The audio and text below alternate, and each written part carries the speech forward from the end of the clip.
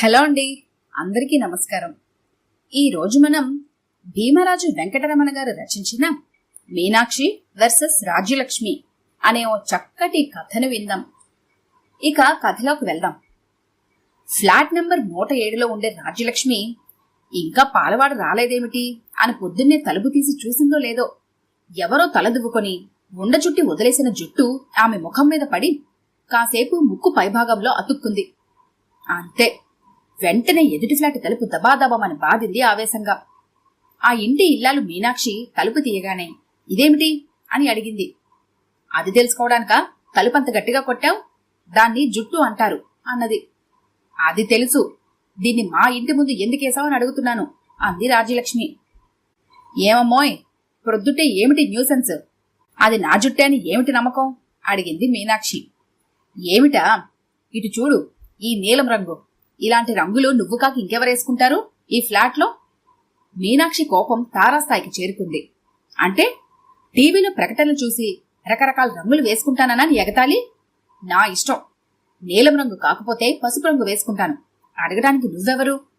నేను వేస్తుండగా మీ ఇంట్లో పడితే అప్పుడు అడుగు, అంతేగాని అనవసరంగా నోరు పారేసుకుంటే ఊరుకునేది లేదు. అంతలో అటు మీనాక్షి భర్త ఈశ్వరరావు, ఇటు రాజ్యలక్ష్మి భర్త రామారావు నిద్రలేచి అప్పుడే 6 గంటలైందే అనుకుంటూ చిన్నగా బాత్రూం వైపు నడిచారు. భార్యల గొడవ మొదలైతే ఉదయం 6 అయినట్లు వాళ్ల లెక్క. గృహిణులు ఇరువురు వాళ్ల వాకిళ్ల ముందు ముగ్గులు వేయడానికి ఉపక్రమించారు. రాజ్యలక్ష్మి మొదలుపెట్టింది. కాస్త చిన్న ముగ్గు వేయవమ్మా, ఎదురుగా మాదొక వాకిలుంది, మేము కూడా ముగ్గు వేసుకోవాలి కదా అంటూ పక్కనే ఉన్న 108వ ఫ్లాట్ కమలాకర్ సంచితో బజారు బయలుదేరడం చూసి, చూడండి అన్నయ్య గారు, ఈమె ముగ్గులకి ఎంత చోటు సరిపోవడం లేదు, మీరేనే చెప్పండి అన్నది. వెంటనే అతను, తల్లుల్లారా, నన్ను ఈ ముగ్గులోకి లాక్కండి. పోయిన సంక్రాంతికి మీ ఇద్దరికీ భయపడి మీరు వేసిన ముగ్గులు తొక్కకుండా వెళ్లాలని లాంగ్ జంప్ చేసి జారిపడి నడుం విరిగి 4 రోజులు మంచం మీద ఉన్నాను. మీరిద్దరూ గొడవ పడుతుంటారు, మళ్లీ కలిసి సినిమాలకు షికార్లకు తిరుగుతుంటారు. మధ్యలో కలగజేసుకున్నవాడే వెర్రి వెంగళప్ప అంటూ సంచి ఊపుకుంటూ వెళ్లాడు. అంతలో పని మనిషి రేఖ రాజ్యలక్ష్మి ఇంట్లోకి వెళుతుంటే ఆమె నాపి మీనాక్షి, ఆగవే రేఖ, ఎక్కడికి అటు వెళ్తున్నావు? మాకు ఇవాళ అర్జెంట్ పని ఉందని చెప్పలేదు? మా పని పూర్తి చేసి ఇంకెక్కడికైనా వెళ్ళు అన్నది. వెంటనే రాజ్యలక్ష్మి పని మనిషి చేయి పట్టుకుని, 400 పోసి నిన్ను పెట్టుకున్నది నీ ఇష్టం వచ్చినప్పుడు పని చేయడానికి కాదు, లోపలికెళ్ళి పని చేస్తావా మానేస్తావా అన్నది. అమ్మగారు, నిన్న మీరు అన్నం పెట్టించిన గిన్నె కింద మర్చిపోయాను, తీసుకొని వస్తాను అని పరుగు తీసింది రేఖ. అబ్బబ్బా, వాకిట్లోకి రావాలంటే చిరాకు పుడుతుంది. మేండూరికి మేకులు కొట్టి బాల్కనీలోంచి దారి పెట్టుకుంటే బాగుంటుందేమో అన్నది మీనాక్షి. రాజ్యలక్ష్మి రెచ్చగొట్టినట్లయింది. ఆ పని మీరు కాదు, మేము చెయ్యాలి. మొన్నటికి మొన్న ఎవరో మీసలవాడు మధ్యాహ్నం మంచి నిద్రలో ఉండగా వచ్చి తలుపు కొట్టాడు. చేతబడి చేసేవాడిలా ఉన్నాడు. 107కి 109కి తేడా తెలియదా పెదవకి అన్నది ముఖం చిట్లిస్తూ. మీనాక్షి వెంటనే అందుకుంది. ఏమమ్మోయ్, వాడు వీడు అంటున్నావు? అతను ఎవరనుకున్నావు? మా బాబాయ్ కొడుకు, కరీంనగర్లో గొప్ప పలుకుబడి గల వ్యక్తి. అతనితో పెట్టుకుంటే వాళ్ల ఊరు జనం మొత్తం దండయాత్రకు వస్తారు, జాగ్రత్త. ఆ మాటకొస్తే 4 రోజుల క్రితం ఒక పంచకట్టు మనిషి వచ్చి తలుపు కొడితే ఎవరు చీరలమ్మేవాడనుకున్నాను. మా రాజ్యం ఎక్కడికెళ్ళింది అని అడిగాడు ఇకిలించుకుంటూ. ముఖం మీద తలుపేసేశాను, తెక్క కుదిరింది అన్నది. ఆయనెవరో తెలుసా? మా కడప బాబాయ్. ఆయనకు కోపం వస్తే చేతి బాంబులు 4 చేబదులు తెచ్చి మీ ఇంట్లో పడేసిన ఆశ్చర్యం లేదు అన్నది రాజ్యలక్ష్మి కోపం వ్యంగ్యం కలిపిన స్వరంతో. ప్రస్తుతానికి అలసటొచ్చినట్లుంది. ఇద్దరు ఒక్కసారిగా తలుపులేసుకుని లోపలికి వెళ్లారు. తొట్టెడి నీరు తోడి బండెడు బట్టలుతికినంత ఆయాసంతో రాజ్యలక్ష్మి సోఫాలో కూలబడి, ఒరే చందు, కాస్త ఫ్యాన్ స్పీడ్ పెంచు అన్నది చీర కొంగుతో ముఖం తుడుచుకుంటూ. భర్త రామారావు రావడం చూసి, అయినా నేను అంతగా ముట్టుకుంటుంటే కనీసం సాయం రారేంటండి? పొద్దున్నే లేస్తే ఆమె గారు చూపు మన వాకిలి వైపే, తలుపుకు పెచ్చులు కూడా ఊడిపోతున్నాయి అన్నది. రామారావు నవ్వుతూ, తలుపులు పెచ్చులు ఉట్టం ఆమె చూపులకు కాదులేవే, మనం తలుపుకు రంగులు వేసి 2 సంవత్సరాలైంది. ఇదిగో మన చందు పెళ్లికి దాన్ని కొత్తదిగా చేద్దాంలే. ఇకపోతే మీ గొడవ విషయానికొస్తే అది ఆడవాళ్ల వ్యవహారం. పోనీ ఈశ్వరరావు రంగంలోకొస్తే నేను జోడీ కట్టవచ్చు. నన్ను తక్కువగా అంచనా వేయక రాజ్యం. మీది కడప అయితే మాది ఒంగోలు, తెలుసుగా? ఆ ఊరు పోట్లగిత్తల పేరు అన్నాడు.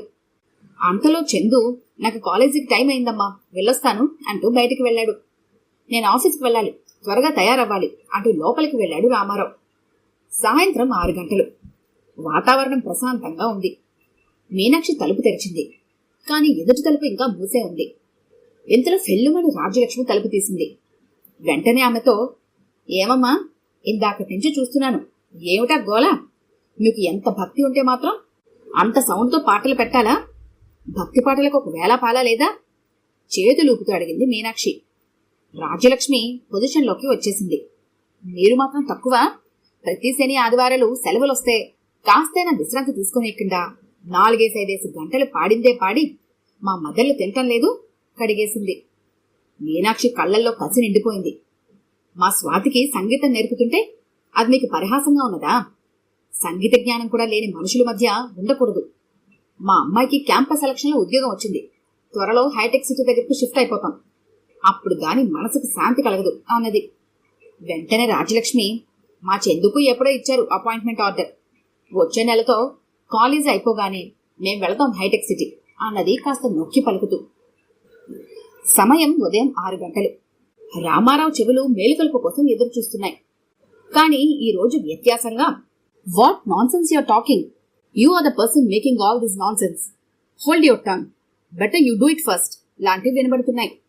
రామారావు ఉలిక్కిపడి, చందు ఇలారా, ఏమిటి, ఎవరక్కడ మాట్లాడేది అని అడిగాడు. అమ్మ మీనాక్షి అంటే మాట్లాడుకుంటున్నారు నాన్న. రాత్రి అమ్మ అన్నదిలే, ఒరే చందు, ఈ మధ్య నాకు ఇంగ్లీష్లో కమ్యూనికేషన్ స్కిల్స్ బాగా తగినట్టున్నాయిరా, ప్రాక్టీస్ చేయాలి అని. బహుశా దాని ప్రభావం కావచ్చు అన్నాడు. ఇటు రామారావు అటు ఈశ్వర్రావు భార్యల పక్క నిలబడి కాసేపు వాళ్ళ సంభాషణ ఆస్వాదించి వెళ్లారు. ఇంతలో వాచ్మెన్ వచ్చి, అమ్మగారు, సాయంత్రం 7 గంటలకు అసోసియేషన్ మీటింగ్, అందరినీ రమ్మన్నారు. ముఖ్యంగా మీ ఇద్దరిని తప్పక రమ్మని చెప్పారు సెక్రటరీ గారు అని చెరొక పేపర్ ఇచ్చి వెళ్లాడు. సాయంత్రం 7 గంటలకు అన్ని ఫ్లాట్స్ వాళ్ళు కొలువు తీరారు. మీనాక్షి రాజ్యలక్ష్మి ఎదురెదురుగా కూర్చున్నారు. ఏమాత్రం అవకాశం దొరికినా ఈ వేదికను వాడుకోవాలని. రామారావు ఈశ్వర్రావు పక్కపక్కనే కూర్చొని కబుర్లు చెప్పుకుంటూ నవ్వుకుంటున్నారు.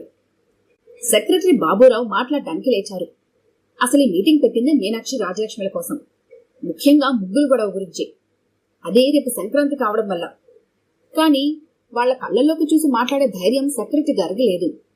విషయం ఎలా మొదలు పెట్టాలో తెలియక ఇలా మాట్లాడుతున్నాడు. అందరికీ స్వాగతం.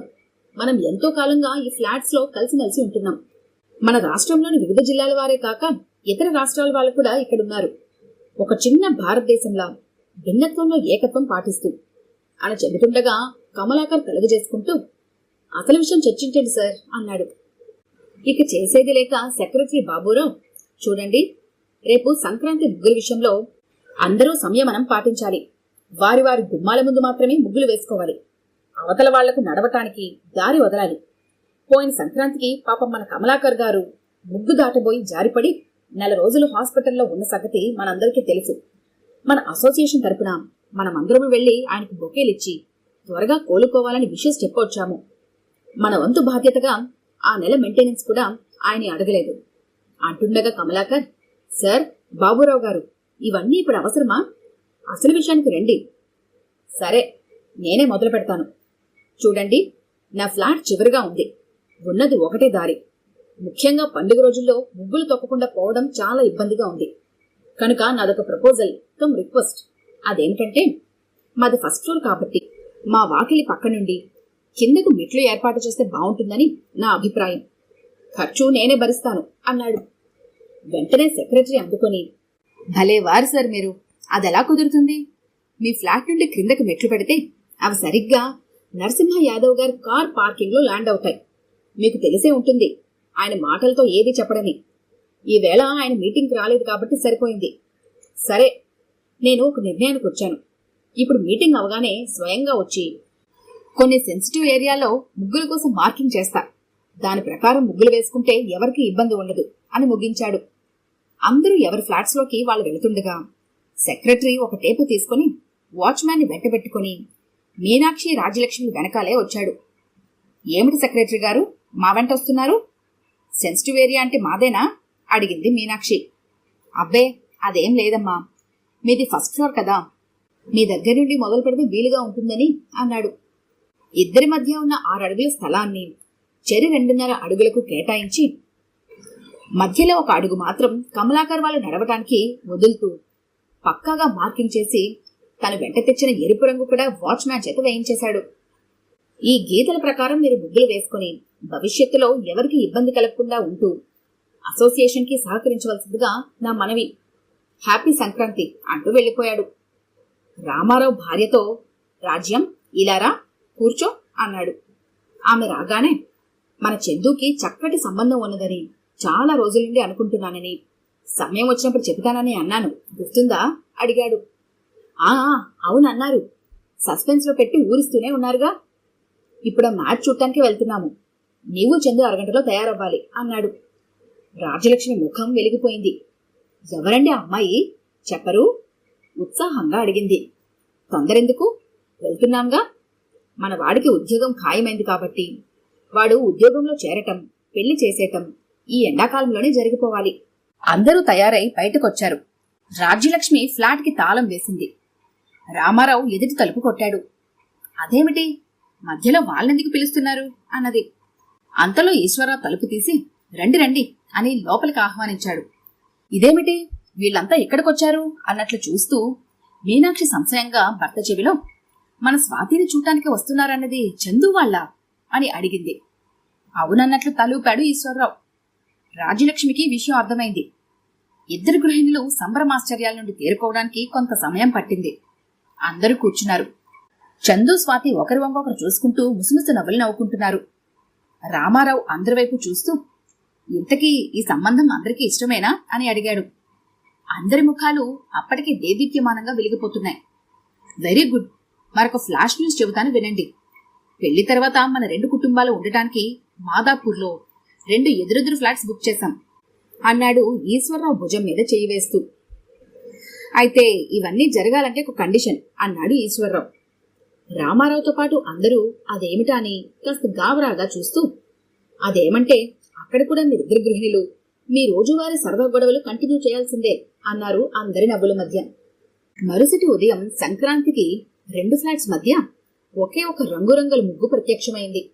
అది వేసిన కాబోయే వియ్యపురాళ్లు చెరొక వైపు ఎవరెస్ట్ శిఖరం ఎక్కిన విజేతల్లా నిలబడగా, ప్రక్క ఫ్లాట్ కమలాకర్ మాత్రం వారిద్దరి అన్యోన్యతను చూసి షాక్ తిన్నట్టు అక్కడే నిలబడి ఉన్నాడు. ఈ కథ కనుక మీకు నచ్చినట్లయితే లైక్ చేయండి, షేర్ చేయండి. మరిన్ని ఇంట్రెస్టింగ్ కథల కోసం మా ఛానల్ని తప్పకుండా సబ్స్క్రైబ్ చేసుకోండి.